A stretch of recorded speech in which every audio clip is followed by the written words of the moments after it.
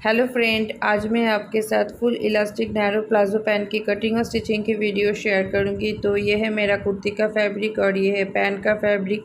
Pant के bottom में मैं कुर्ती के फैब्रिक को बॉर्डर के जैसा ही यूज़ करूंगी। तो अभी कुर्ती के फैब्रिक को मैं साइड पे रखूँगी और इसका वीडियो मैं बहुत ही जल्दी आपके साथ शेयर करूँगी। अब मैं पैंट के फैब्रिक को पहले खोल लूँगी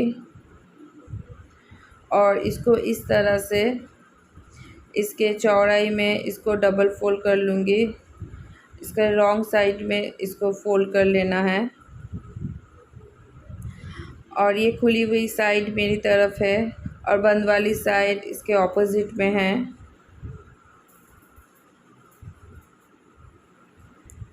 पहले मैं यहाँ पे एक स्ट्रेट लाइन ड्रॉ कर लूँगी क्योंकि ये कपड़ा सीधा नहीं है। और ये जो किनारे के साइड है इसको भी मैं यहाँ पे भी एक मैं स्ट्रेट लाइन ड्रॉ कर लूँगी और बाद में मैं इसको भी कट कर लूँगी। तो पहले मैं ऊपर को कट करके स्ट्रेट कर ले रही हूँ। तो मैंने इसका कटिंग कर लिए हैं।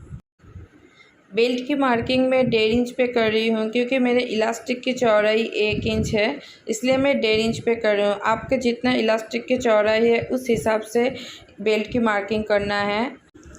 मेज़रमेंट साइड पे दिया हुआ है और वेस्ट की मार्किंग के लिए आपका जितना हिप है उसको 4 से डिवाइड करना है और उसमें 1.5 इंच प्लस करना है। तो इस हिसाब से मेरा आ रहा है 12.5 इंच। तो मैं यहाँ से 12.5 इंच पे मार्क कर लूँगी और आसन के लिए भी मैं 12.5 इंच पे ही मार्क करूँगी और इस तरफ भी 12.5 इंच पे मार्क करना है, ये आधा इंच छोड़ के। और यहाँ पे भी 12.5 इंच मार्क करके अब ये दोनों पॉइंट को जॉइन कर लेना है और इस तरफ भी एक स्ट्रेट लाइन ड्रॉ कर लेना है।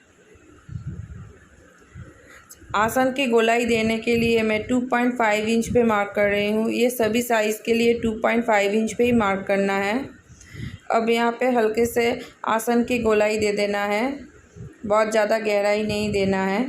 अब पैंट की लेंथ की मार्किंग करना है। तो पहले बेल्ट के मार्किंग के लाइन को छोड़ देना है। तो यहाँ से टेप को पकड़ना है और जहाँ पे आएगा रेडी लेंथ, जहाँ पे आएगा वहाँ पे मार्क करना है। तो मेरा रेडी लेंथ है 37 इंच और मैं इसमें हाफ इंच मार्जिन ले रही हूँ क्योंकि मैं यहाँ इसके ऊपर कुर्ती के बॉर्डर यूज़ करूँगी। अब ये दोनों लाइन को सीधा खींच लेना है। साइड के किनारे को भी मैंने कट कर लिए हैं। अब टेप को इस तरह से रखेंगे और इसका सेंटर निकालेंगे।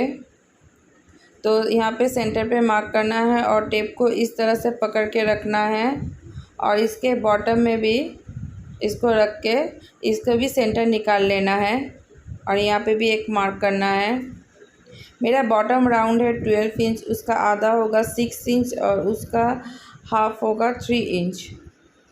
तो मैं ये दोनों तरफ 3-3 इंच करके मार्क कर लूँगी, ये दोनों साइड को मैं सेंटर से।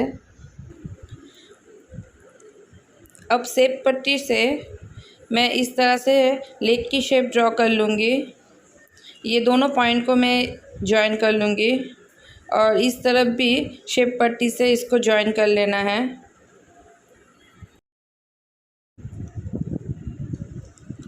अब इसको इस तरह से कट कर लेना है।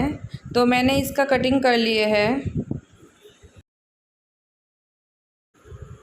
अब फ्रंट पार्ट को थोड़ी देर साइड पे रखेंगे इसको और फैब्रिक को फिर से सही से इसको फोल्ड कर लेंगे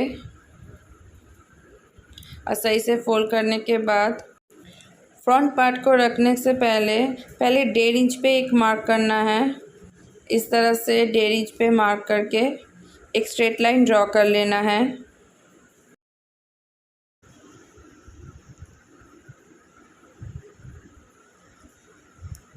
यहाँ पे भी फैब्रिक का किनारे को मैंने कट कर लिए हैं। अब इसके ऊपर फ्रंट पार्ट को रखना है।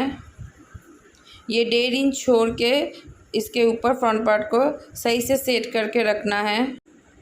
इस साइड पे कोई मार्जिन नहीं रखना है, तो ये जैसा है वैसा ही इसको सेट करके रखना है। और जो चेंज होगा वो आसन के तरफ ही होगा। तो इसको इस तरह से रख के ये लाइन को पहले खींच लेना है, एक स्ट्रेट लाइन खींच लेना है। और फ्रंट पार्ट में आसन के गोलाई देने के लिए जितना बढ़ाया है यहाँ पे भी उतना ही बढ़ाना है। तो यहाँ पे भी मैंने 2.5 इंच पे ही मैं बढ़ा रही हूँ और यहाँ पे भी मैं 2.5 इंच पे मार्क करूँगी। करके ये दोनों पॉइंट को इस तरह से जॉइन कर लूँगी और आसन का गोलाई ड्रॉ कर लूँगी। बैक पार्ट बढ़ा के रखने के इसका फ़ायदा है कि इससे कपड़ा खींचता नहीं है और उठने बैठने में भी बहुत कंफर्टेबल होता है, इसलिए बैक पार्ट थोड़ा बढ़ा के ही कट करना है। और इस तरफ इस तरह से एक तिरछी लाइन ड्रॉ कर लेना है। आसन की तरफ ही ये बढ़ेगा, इस साइड पे नहीं। और बॉटम के तरफ 2 इंच पे मार्क करना है और ये दोनों पॉइंट जॉइन करना है। क्योंकि फ्रंट पार्ट में मैंने कोई मार्जिन नहीं लिया था तो यहाँ पे इसलिए 2 इंच बढ़ा के इसको कट करना है। अब इसको मैं कटिंग कर लूँगी। तो इस तरह से इसका कटिंग करना है।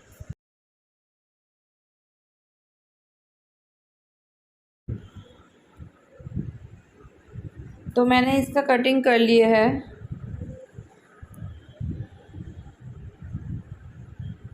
तो इस तरह से मैंने फ्रंट पार्ट और बैक पार्ट दोनों को ही कट कर लिए हैं। अब इसको जॉइन करना है। तो पहले दोनों को आसन के तरफ फ्रंट पार्ट को इस तरह से सिलाई कर लेना है और बैक पार्ट को भी आधा इंच मार्जिन देके सिलाई कर लेना है। इस तरह से दोनों को सिलाई कर लेना है। तो मैंने ये दोनों को ही सिलाई कर ली है, आधा इंच मार्जिन देके मैंने डबल सिलाई कर लिए हैं। अब बैक पार्ट को खोल लेना है और इसके ऊपर फ्रंट पार्ट को रखना है। दोनों के सीधे साइड अंदर की तरफ रहेगा और पहले ऐसे यहाँ पे इस तरह से दोनों को पकड़ के जॉइन कर लेना है। ऊपर से लेके नीचे तक सिलाई कर लेना है, करके इसको जॉइन कर लेना है। इस तरह से मैंने दोनों साइड के फ्रंट पार्ट और बैक पार्ट को जॉइन कर लिए है। इस तरह से इस साइड और इस साइड दोनों साइड में ही जॉइन कर लिए हैं। अब वेस्ट की तरफ आना है और पूरे वेस्ट को मैं 1.5 इंच करके इस तरह से स्ट्रेट लाइन ड्रॉ कर लेना है और इसको पहले आधा इंच फोल्ड करना है और फिर इस तरह से 1 इंच पे फोल्ड करके इसको सेट कर लेना है। तो मैं पहले इसको इस तरह से फोल्ड करके आयरन से इसको सेट कर लूँगी, आयरन करके। तो मैंने आयरन करके इसको सेट कर लिए हैं और बैक साइड में छोटे छोटे 2 प्लीट आया है। अब इस तरह से इसके ऊपर सिलाई लगा लेना है इसके साइड में और थोड़ा सा गैप छोड़ना है इलास्टिक को डालने के लिए। तो मैं इसके ऊपर सिलाई लगा लिए हैं, इसके चारों तरफ सिलाई लगा लिया और थोड़ा सा छोड़ दिए हैं इलास्टिक को डालने के लिए। अब इलास्टिक का मेज़रमेंट करना है। तो ये कितना इलास्टिक लगेगा, तो आपका जितना वेस्ट है उससे 5 इंच माइनस करना है। तो मेरा वेस्ट है 39 इंच, उससे 5 इंच माइनस करने से वो आएगा 34 इंच। तो मैं 34 इंच मेज़रमेंट करके इलास्टिक को कट कर लूँगी। तो 34 इंच पे मैं इलास्टिक को कट कर लिया है। अब इसमें पिन को इस तरह से लगा के इसके अंदर इलास्टिक को डाल दूँगी। इस तरह से एक साइड के डाल के दूसरे साइड से इसको निकाल लेना है।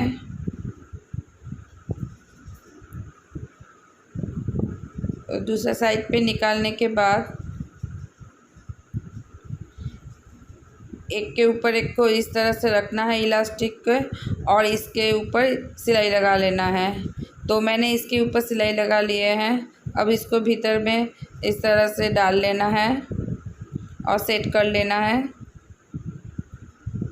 1-2 बार खींचने से ये सेट हो जाएगा और फिर इसको इस तरह से फोल्ड करके इसके ऊपर सिलाई लगा लेना है, लेकिन इलास्टिक पे सिलाई ना आए। तो मैंने इसके ऊपर सिलाई लगा लिए हैं। अब इलास्टिक को थोड़े से सेट कर लेना है और इलास्टिक के बीच में इस तरह से इसके ऊपर सिलाई लगा लेना है। तो इसको खींचना है और इसके ऊपर सिलाई लगाना है और इस तरह से पूरे इलास्टिक के ऊपर सिलाई लगा लेना है। इलास्टिक लगाने के बाद अब बॉटम को फिनिश करना है। तो इसके लिए मैंने कुर्ती के फैब्रिक का 2 स्ट्रिप कट कर लिए हैं। इस तरह से मैंने 2 स्ट्रिप कट कर लिए हैं और पेपर पेस्टिंग भी कट कर लिए हैं।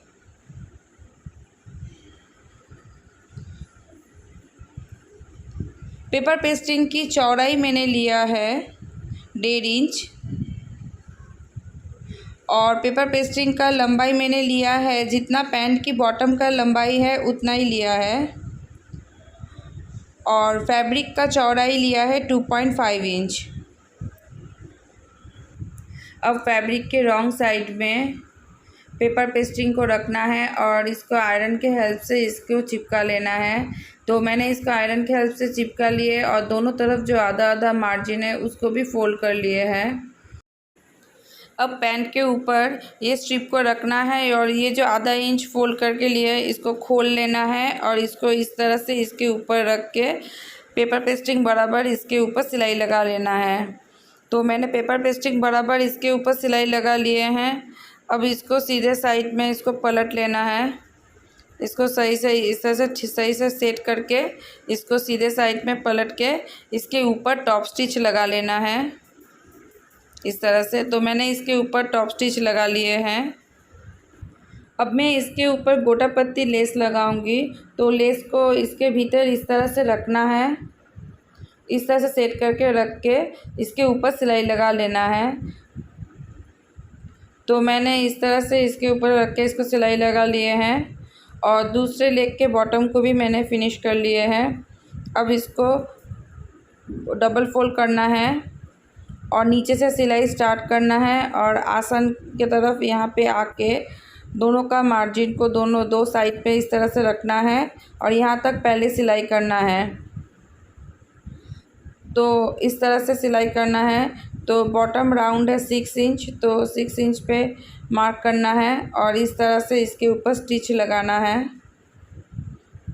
तो मैं यहाँ पे लॉक सिलाई करके यहाँ पे पक्का सिलाई करके स्टिच करूँगी। इस तरह से स्टिच को करना है, सिलाई करना है और आसन के तरफ आके यहाँ पे लॉक सिलाई करके ये एकदम बराबर करके रखना है, एकदम सही से रख के यहाँ पे लॉक सिलाई कर लेना है और फिर दूसरे पैर के बॉटम से सिलाई को स्टार्ट करना है। यहाँ पे भी 6 इंच पे पहले मार्क कर लेना है और बॉटम से लॉक सिलाई करके सिलाई को स्टार्ट करना है और आसन तक सिलाई को ले जाना है और वहाँ पे भी सिलाई को पक्का कर लेना है। और फिर ये सिलाई हो जाने के बाद फिर एक पैर से सिलाई को स्टार्ट करके दूसरे पैर तक सिलाई को कर लेना है। तो फ्रेंड्स ये है इसका फाइनल लुक। फ्रेंड्स आपको अगर मेरा ये वीडियो अच्छा लग रहा है तो प्लीज़ इसे लाइक कीजिएगा और मेरे चैनल को सब्सक्राइब कीजिएगा। Thank you.